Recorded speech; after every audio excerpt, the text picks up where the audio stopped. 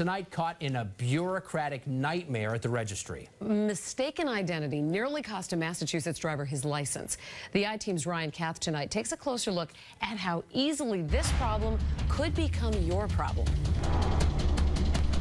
Getting behind the wheel is something David Barnes will never take for granted again.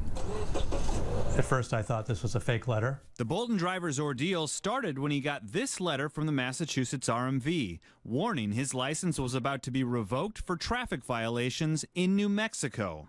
It was hard to believe. I couldn't understand how I could possibly, have had issues in New Mexico, having never driven there. But Barnes found out the tickets were real. His name flagged during a search of the National Driver Register, or NDR, a database used by all states. The intention of the NDR is a good one, to keep problem drivers from shopping for licenses. So say your license is revoked for drunk driving here in Massachusetts. It prevents you from getting another license here in New Hampshire. What's next? I'm going to have a warrant for my arrest in the state of New Mexico.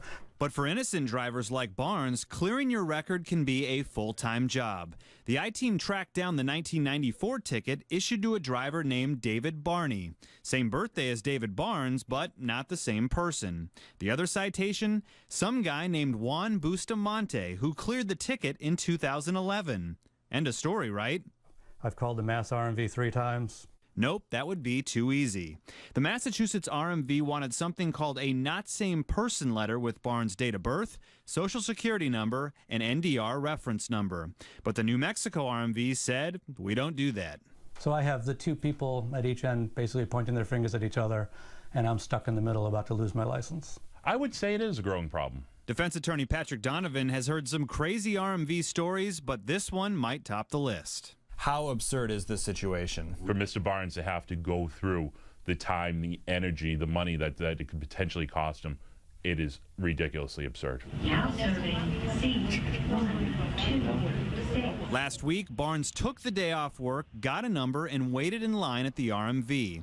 An I-Team photographer with a hidden camera tagged along and heard a worker tell Barnes the issue comes up every day. It sounds like this happens enough that he wasn't surprised at all. But Barnes still left that day without a resolution. It's frustrating. It's extremely frustrating. Should he have had an easier time to get this cleared? In the interest of public safety, Massachusetts can't presume that you're not the person that the other jurisdiction is looking for. Acting Registrar Aaron Devaney said the mistakes happen because all states aren't entering identical data in the national system. Would that help solve a lot of these problems? In Massachusetts, we enter as much information as possible into the NDR, and we would applaud other states for following our model to avoid inexact matches in the future. The day after the I-Team contacted the state, Barnes finally walked away with a clean slate, a puzzle too complicated for the MIT grad to solve on his own. I mean, everyone I tell this story to cannot believe that this is the case. And I tell them if it happened to me, there's a good chance it could happen to anybody. For the I-Team, Kath, WBZ News. Now, this story came from a tip. If there's something that we should be checking out, we want to hear from you. Call our I-Team at 617-779-TIPS or email iteam@cbsboston.com.